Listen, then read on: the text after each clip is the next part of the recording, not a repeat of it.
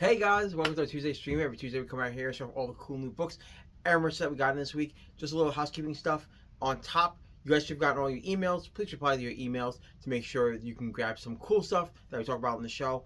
If there's anything missing or you want to switch covers out, always make sure you can always reach us through our email. I'm actually doing this a little bit backwards because we only have one piece of merch out this week, which is the Doom Quest box. These are great. I love these like little short boxes. These graphic design boxes are cool. I always want one. I have my own set. I categorize my Power Ranger books this way, getting the Power Ranger boxes. These are great if you are looking for storage with a cool little twist on it. These are great for storage. They also carry 150 comics, if you guys didn't know. Now let's jump to our regular books this week. We have Absolute Green Arrow from DC Comics. The next line of part of the Absolute Initiative. This is actually a miniseries. It's really great. It is a murder mystery. It is written in that format. I'm going to be talking about a lot of different murder mysteries today. It's a weird day for comic books. Really cool. It's dark, violent, and trust me, you will not see the twists and turns coming in this book. It is all action, all the time. I cannot wait for you guys to share this with you guys. Definitely grab this book. It is phenomenal. Next up is Babylon Cove. Babylon Cove is a mystery, I guess, supernatural mystery story, and a kind of you can never go home again story. It's about a young girl named Heather who kind of has left and left her hometown behind, became a big shot in the city, and is coming home because her father passed away. The mystery is the stuff surrounding her father, why she even left the town to begin with, and what is the weird, spooky, supernatural stuff going on. It's like almost like an adult version of Nancy Drew, but not like CW-fied. Really cool story. I like it a lot. With the what is going on in the background stuff, and kind of why she even left the town. That's cool. I like that as a kind of lingering thread in the background because she is now considered an unreliable narrator. Really great story. If you like mysteries, grab this book up. Next up is Killswitch from AMP Comics. Killswitch is really cool. Set in a cool cyberpunk future in which everyone's hooked up through AI. A person is kind of figuring out. There's again another cool cyber mystery with this. You can swap. You are linked to everything up to the moment you die, and when you die, you're able to swap into another body if you know the right codes and know how to do it.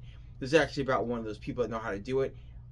Why they're doing it and what the mystery behind why they're even doing this is the major plot of this. Really cool. Can't spoil it. This could be a long form story. It's a miniseries, but it's a long form story that it sets up a lot of cool points in the beginning, and to see where this will be going is really dope. I like the idea that you can switch bodies when you die, and then when you come back, you can end up in different bodies that can do certain things. It's really cool. I like that cool cyberpunk aesthetic of it. Why they're doing everything and what's the biggest story behind it, you'll see as you read the story. Next up is Murder Drones Home. This is actually technically the next issue in Murder Drones. It's because the comic's broken down basically like the TV show. This is I think it was episode 5 of the TV show, but they're skipping it to extend the series to 6 comics. You have the same 6, and then you can read this without both. But this is really cool. If you're ready reading Murder Drones, pick up this book that explains the origin of N and his crew of robots. If you guys don't know, Murder Drones was a YouTube series made by Glitch that became a very popular comic book out now by Oni Press. It's set in a dystopian future in which humanity is gone and robots who used to serve them are still around, have rebuilt their own society, and now humans are coming back to remove all those rogue drones. And why they're doing it, it's really cool. Love the show. It's available on YouTube to watch the series. If you just want to read it, you don't want to watch the show, you just want to read it in comic book form, it's all in comic book form. Every issue is an episode. Really great. If you like sci-fi stuff, if you like robots and weird dark comedy stuff, definitely grab this book. Next up is Odin from Image Comics, and this one's messed up. A mix between journalistic intrigue and psychedelic murder mystery with some weird supernatural maybe not things happen in the background. Really dope. Odin's about a young girl who is a investigative journalist who has gotten her way into a cult who is claiming they can revive the god Odin. If you guys seen the movie The Green Room, it's very much that. Is that psychological horror aspect which is like driven and dripped throughout of the book, slowly building to the climax of the book. Fantastic artwork. The big twist at the end is fantastic. I didn't see that coming. You should definitely pick up that book. And again, whether or not this is all real or not, and is it really supernatural stuff? Is it just drugs? Is it just like a hallucination of a bunch of drugged out cult hippies? It's really dope. Definitely got this book if you want something really dark, twisted to read. Next, of the Earth from Image Comics. Of the Earth is another mystery book about a young woman who is left home, who's actually going back home to see her grandmother after breaking up or leaving somebody who's kind of abusive. We don't know. This all through dialogue only. It's never through actual faces. Really cool, dark setup. This reads kind of like a movie, so this is a lot of Act 1, whether or not, why she's fleeing, why she's on her own. What's the whole thing in the background? Why is this like oil mirages everywhere? Really cool thing about this book it does you two kind of info dumps in prose form. One is from a novel, and the other one's from a ad from a company. It's really cool. I like that, like meta inverse in universe stuff. Love that a lot. Again, this reads like a movie. It's going to be a slow burn kind of psychological thriller. Definitely pick this book up.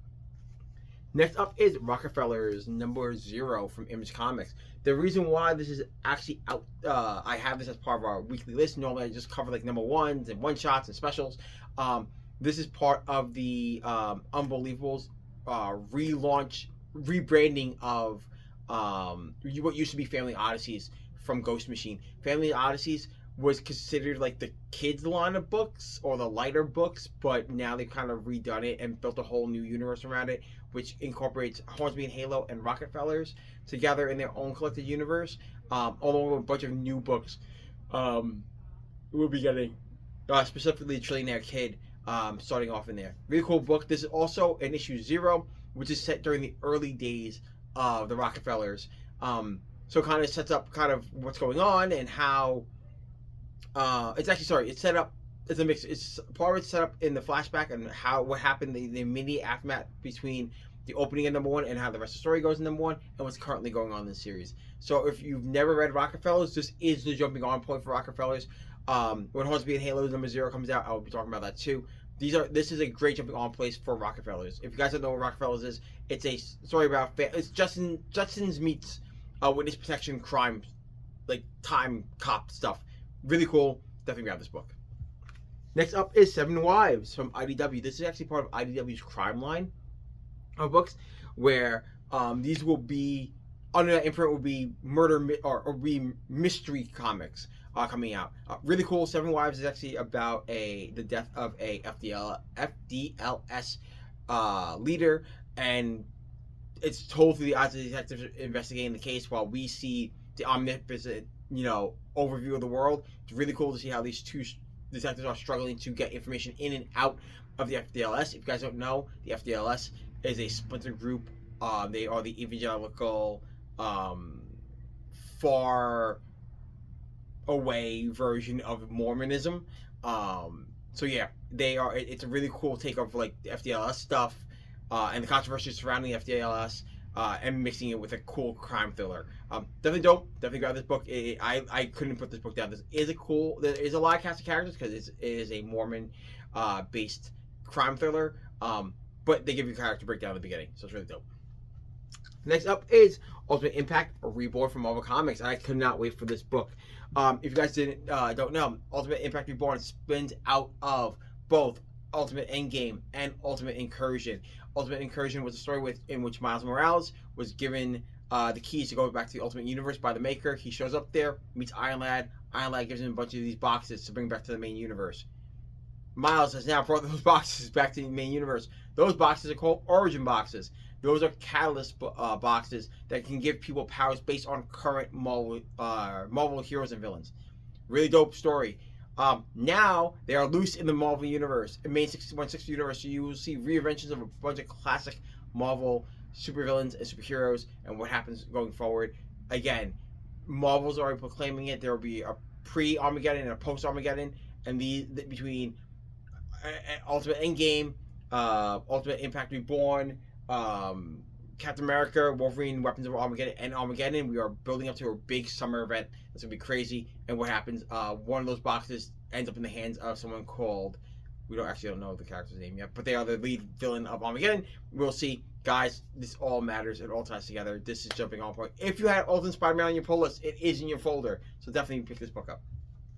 And finally, first thing is we have Zorro for Alien Books. Alien Books is also currently owned by IDW. They're kind of an imprint within IDW. Zorro, this version of Zorro, again, very classic Zorro. If you guys don't know, Zorro was a pulp hero back in the day, kind of the basis of what Batman became. In fact, they make reference to it in all Batman media, that it was Mark of Zorro was a movie that he saw that day his parents died. Zorro is a pulp hero defender of a Mexican town. He is the rich playboy by the day, not superhero, but pulp hero by night, defeating the corrupt ruler of the town. Really cool.